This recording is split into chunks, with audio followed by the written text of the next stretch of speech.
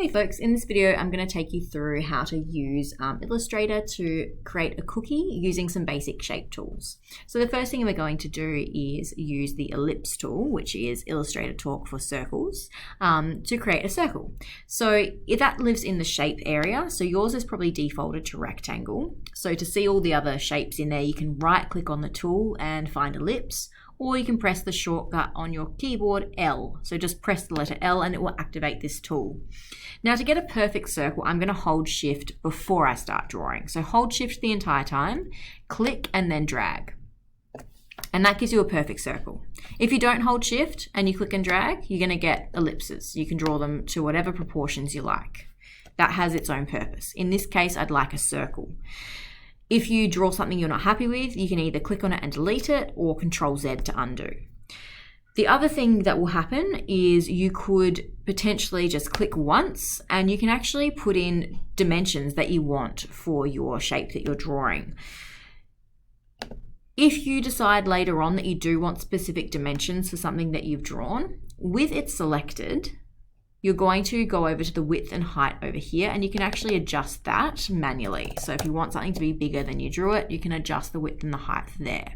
If you're finding you adjust one and the other one comes along with it, it means that this little button is clicked on. You can turn that off and change them independent of each other. So if I wanted this to be an ellipse shape, I can actually change those separately. So something to keep an eye out for if you are adjusting sizes and it's not doing what you want it to do. Okay, I'm happy with the size of that circle. I'm just going to reposition it into more of the center of the page. It doesn't really matter just because I'd like it more in the center.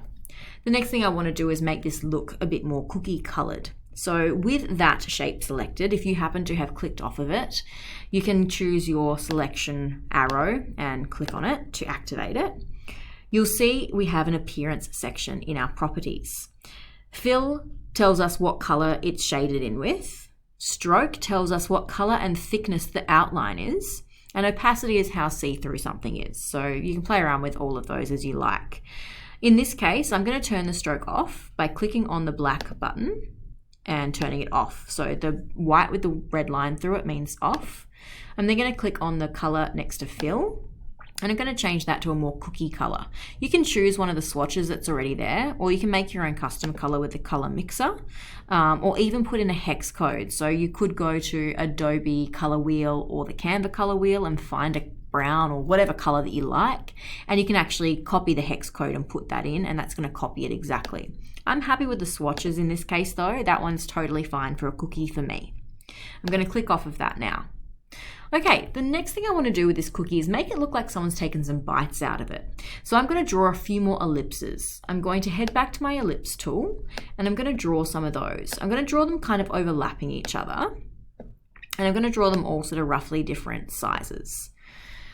Now you might decide, oh, you know, this isn't exactly the right size that I wanted. So if you click on the selection arrow, you can actually, you know, resize them as you like. Once you're happy with them, you know, you can move them closer, further apart, however you want them. We're then going to select all of them by clicking and dragging to encompass all of them in that selection box. Then we're going to group them.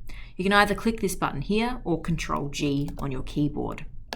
Once they're grouped, that means they can move all in one. We don't have to select them all individually. The other thing we're going to do is actually rotate them a little bit. So I'm going to bring them onto my cookie, and I want my bite to sort of be coming out of the side here. So I'm going to rotate these around. You can see when I hover close to the corner, I get my rotation arrow. And I'm going to do that. And then I'm just going to position them on top of my cookie, so to have as far as I want that bite to be coming out of it.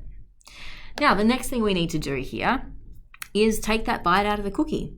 So I'm going to select everything I've drawn by clicking and dragging. I'm going to scroll down to my Pathfinder tools. There's a couple of different options here. There's click to unite, which will join everything together. So if I clicked that one, it would mean that all I would see is the outline on the outside edge. It's as though it's all one shape. The other option is to click to minus. So anything sitting on top will get subtracted from the bottom shape, in which case we have this sort of curvy line attached here. And that's the one that I want. That's going to look more like a bite. So I'm going to click to minus. And you can see I've got this kind of bite shape taken out of it. I don't know that I'm 100% happy with it, but that's okay. I can always undo and go back and adjust some things, but that's okay for these purposes. I've realized I haven't saved my file, so I'm just going to Control S to save. You can either save to your cloud or to your computer. You decide what's best for you. Just make sure wherever you save it, you know where it is. And just hit save and click OK with that dialog box that pops up. Okay, last thing I want to do to make this look like a cookie is add some choc chips. And I'm just going to do that using the ellipse, just to be more familiar with it. So using the ellipse, I can just draw some little circles. Actually, before I do that, I'm actually going to change this color to make it look a bit more like a choc chip. So I'm going to choose my fill color and choose a more chocolatey color there. So that is looking pretty good. Okay, I'm going to do some more ellipses for different choc chips. And I'm not making them all the same shape or size because, you know, when a cookie melts, when the choc chip melts in the oven, they all do their own thing. So that's my very basic choc chip cookie. The next video will show you how to level up your cookie. So just make sure you save your file when you're done, and you can watch the next video to find out how to make it look a little bit more realistic.